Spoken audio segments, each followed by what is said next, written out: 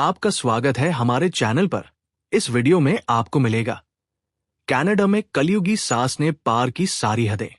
नकली सबूत बनाकर अपनी ही बहू को निकलवाया कनाडा से बाहर। देखिए पूरा सच। आज की ये कहानी कोई साधारण घरेलू झगड़े की कहानी नहीं है, बल्कि ये एक ऐसी गहरी साजिश और धोखे की दास्तान है जिसने पवित्र रिश्तों की नींव को हिलाकर रख दिया है। अक्सर हम सुनते हैं कि बहुएं अपने ससुराल वालों से लड़ती हैं या बुजुर्गों की सेवा नहीं करती, लेकिन आज की हकीकत इससे बिल्कुल विपरीत है। ये कहानी कनाडा के उस ठंडे माहौल में घटी है जहां रिश्तों की गर्माहट को एक मां की ईर्ष्या ने जमा कर रख दिया। सोचिए, एक मां जिसे भगवान का दूसरा रूप माना जाता है, वो अपने ही बेटे के घर को आग कैसे लगा सकती है, सिर्फ इसलिए कि शादी के बाद उसका बेटा अपनी पत्नी का ख्याल रखने लगा था। जी हां, ये कहानी उस कलयुगी सास की है जिसने ममता को शर्मसार कर दिया और अपनी ही मासूम बहू के खिलाफ ऐसे नकली सबूत तैयार किए कि कानून भी धोखा खा गया। हम आपको बताएंगे कि कैसे एक हंसते खेलते घर में शक और जलन का बीज बोया गया और कैसे एक साजिश के तहत एक लड़की की जिंदगी बर्बाद की गई। इस कहानी का हर एक पहलू आपको हैरान कर देगा और सोचने पर मजबूर करेगा कि क्या अपने ही खून के रिश्ते इतना गिर सकते हैं। एक मां की ममता कब एक जुनूनी ईर्ष्या में बदल गई, ये जानना हर उस परिवार के लिए जरूरी है जो रिश्तों की अहमियत को समझता है। आइए विस्तार से जानते हैं इस दर्दनाक और रोंगटे खड़े कर देने वाली घटना के बारे में। कहानी की शुरुआत होती है पंजाब के एक संस्कारी और मध्यम वर्गीय परिवार से, जहां एक लड़की जिसका नाम रमनदीप है, कनाडा जाने और वहां एक खुशहाल जीवन बिताने के सपने देख रही थी। रमनदीप बहुत ही सुलझी हुई और बड़ों का आदर करने वाली लड़की थी। दूसरी तरफ कनाडा में रह रहा लड़का, जिसका नाम गुरप्रीत था, अपने माता पिता का इकलौता बेटा था। गुरप्रीत की मां कुलवंत कौर, जो कनाडा में पिछले 20 सालों से रह रही थी, उसने पंजाब आकर बड़ी धूमधाम से अपने बेटे का विवाह रमनदीप के साथ किया। विवाह के समय सब कुछ बहुत अच्छा और सपनों जैसा लग रहा था। कुलवंत कौर ने रमनदीप को अपनी बेटी बनाकर रखने का वादा किया और रमनदीप के माता पिता ने भी अपनी लाडली बेटी को बड़े चाव से विदा किया। कागजी कार्यवाही पूरी होने के बाद रमनदीप कनाडा पहुंच गई। शुरुआती दिनों में सब कुछ बहुत खुशनुमा था। गुरप्रीत अपनी पत्नी को कनाडा के शहर घुमाता, उसे नई जगह दिखाता और दोनों अपनी नई जिंदगी को लेकर बहुत उत्साहित थे। रमनदीप भी घर का सारा काम संभालती और अपनी सास कुलवंत कौर की हर छोटी बड़ी जरूरत का ध्यान रखती। उसे लगता था कि उसे दुनिया की सबसे अच्छी सास मिली है, पर उसे ये अंदाजा भी नहीं था कि इस हंसते हुए चेहरे के पीछे एक ऐसी औरत छिपी हुई है जो अपने बेटे को किसी और के साथ बांटना बर्दाश्त नहीं कर सकती। गुरप्रीत का अपनी पत्नी के लिए प्यार और देखभाल ही वो चिंगारी थी जिसने कुलवंत कौर के दिल में ईर्ष्या की आग जला दी थी। धीरे धीरे घर का माहौल बदलने लगा और खुशियों को किसी की नजर लग गई। गुरप्रीत अपने काम से आकर जब अपनी पत्नी के साथ समय बिताता या उसके लिए कोई छोटा मोटा तोहफा लाता, तो कुलवंत कौर के माथे पर लकीरें खिंच जाती। कुलवंत कौर को महसूस होने लगा कि शादी के बाद गुरप्रीत बदल गया है। उसे लगता था कि गुरप्रीत अब उसकी उतनी परवाह नहीं करता जितनी पहले करता था। ये एक मनोवैज्ञानिक वहम था जो अक्सर कई घरों में क्लेश का कारण बनता है, लेकिन यहां ये वहम एक खतरनाक जुनून में बदल गया। कुलवंत कौर अक्सर गुरप्रीत को ताने मारती, अब तुझे मां की क्या जरूरत है, अब तो तेरी बीवी आ गई है, मां तो अब पुरानी हो गई। गुरप्रीत हर बार हंसकर बात टाल देता और कहता, मां तू मेरी जान है, रमन तो बस मेरी जीवन साथी है, तेरी जगह कोई नहीं ले सकता। पर कुलवंत कौर को ये बातें तसल्ली नहीं देती थी। वो रमनदीप के कामों में नुक्स निकालने लगी। कभी खाने में नमक कम होने का बहाना, कभी घर की सफाई ठीक से न होने का इल्जाम। रमनदीप चुपचाप सब कुछ सहती रही क्योंकि वो अपने घर को टूटने नहीं देना चाहती थी। वह सोचती थी कि शायद समय के साथ सास का स्वभाव बदल जाएगा और उसे एक बेटी जैसा प्यार मिलेगा। लेकिन गुरप्रीत जितना ज्यादा रमनदीप का पक्ष लेता, कुलवंत कौर का गुस्सा उतना ही 7वें आसमान पर पहुंच जाता। उसने मन ही मन ये तय कर लिया कि इस घर में या तो वह रहेगी या उसकी बहू। और चूंकि घर और बेटा उसका था, उसने बहू को रास्ते से हटाने की एक घिनौनी योजना बनानी शुरू कर दी। कुलवंत कौर की साजिश ने तब एक खतरनाक मोड़ ले लिया जब उसने देखा कि गुरप्रीत रमनदीप के साथ एक अलग घर में शिफ्ट होने की बात सोच रहा है ताकि घर में शांति बनी रहे और रोज रोज के झगड़े खत्म हों। यह बात कुलवंत कौर के लिए बर्दाश्त से बाहर थी। उसे लगा कि रमनदीप ने उसका बेटा उससे पूरी तरह छीन लिया है। बदले की आग में जल रही सास ने एक खौफनाक खेल खेलने का फैसला किया। वह जानती थी कि कनाडा में कानून बहुत सख्त है, खासकर घरेलू हिंसा और इमिग्रेशन के मामले में। उसने सोचा कि अगर वह रमनदीप को सीधे घर से निकालेगी तो गुरप्रीत उसके खिलाफ हो जाएगा।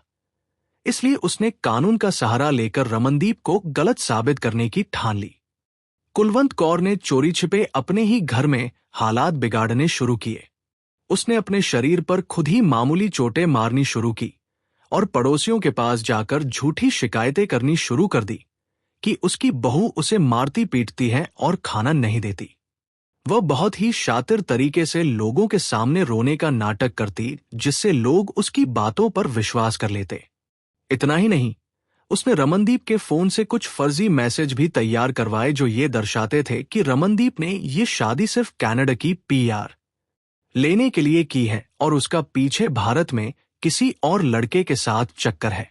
यह सब कुछ इतनी सफाई से किया गया कि किसी को शक भी नहीं हुआ कि एक बुजुर्ग महिला इतनी बड़ी साजिश रच सकती है।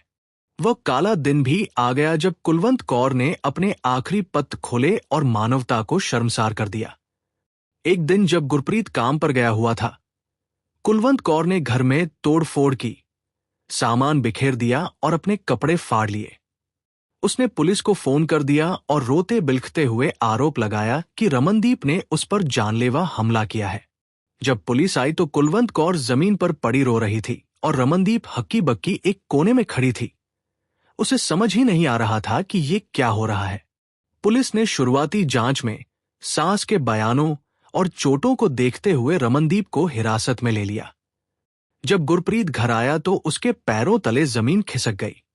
कुलवंत कौर ने गुरप्रीत को वो नकली चैट्स और फर्जी सबूत दिखाए जो उसने पहले से तैयार किए थे। उसने रो रो कर गुरप्रीत से कहा, देख बेटा, मैं तुझे पहले ही कहती थी कि ये लड़की तेरी नहीं है।